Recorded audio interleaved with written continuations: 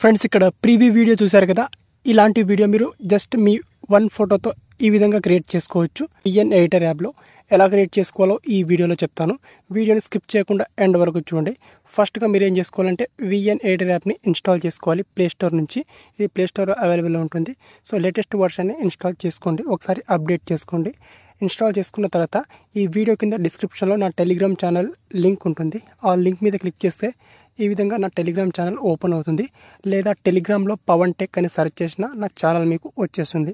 So ఇందులో ఇక్కడ లేటెస్ట్గా ఒక VN కోడ్ అనేది నేను ఇచ్చేసాను. ఇది ఇమేజ్ VN కోడ్ ఇమేజ్ ఇచ్చేసాను. ఈ ఇమేజ్ మీద క్లిక్ చేసుకొని ఈ ఇమేజ్ని గ్యాలరీలోకి సేవ్ చేసుకోవాలి. ఇక్కడ సేవ్ టు గ్యాలరీ ఆప్షన్ మీద క్లిక్ చేసుకొని ఇక్కడ మీ గ్యాలరీలోకి ఈ VN కోడ్ ఇమేజ్ని సేవ్ చేసుకోవాలి. ఓకే, సో సేవ్ చేసుకున్న తర్వాత నెక్స్ట్ ఇక్కడ VN ఎడిటర్ యాప్ని ఓపెన్ చేసుకోవాలి.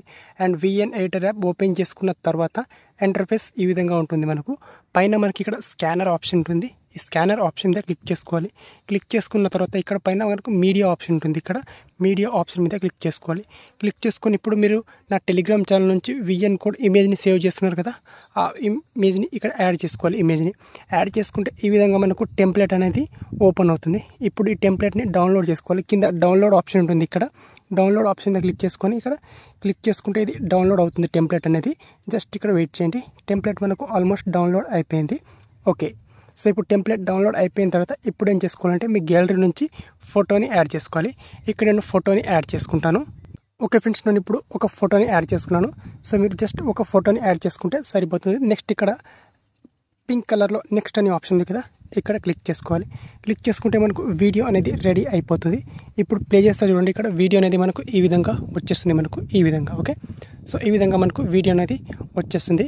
ఇప్పుడు ఈ వీడియోని సేవ్ చేసుకోవాలి. పైన సేవ్ ఆప్షన్ మీద క్లిక్ చేసుకోవాలి. క్లిక్ చేసుకొని మీకు నచ్చిన రెజల్యూషన్ ఇక్కడ 60 FPS 1080p మీకు ఏ రెజల్యూషన్ కావాలో ఆ రెజల్యూషన్ సెలెక్ట్ చేసుకొని ఎక్స్పోర్ట్ ఆప్షన్ మీద క్లిక్ చేసుకొని సేవ్ చేసుకోవాలి.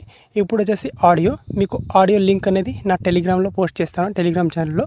లేదా మీరు టెలిగ్రామ్లో ఆ ఆడియో మీద క్లిక్ చేసుకొని అక్కడ సేవ్ చేసుకోండి ఆడియోని సింపుల్గా. అండ్ ఆడియోని సేవ్ చేసుకున్న తర్వాత ఈ వీడియోని మీరు క్రియేట్ చేసుకున్న వీడియోని రీల్స్లో పోస్ట్ చేసేటప్పుడు ఆడియోని మీ బ్యాక్గ్రౌండ్లో, మీ వీడియోకి బ్యాక్గ్రౌండ్లో యాడ్ చేసుకోండి అంతే. ఓకే, సో చాలా సింపుల్గా ఇలాంటి వీడియో క్రియేట్ చేసుకోవచ్చు మనం.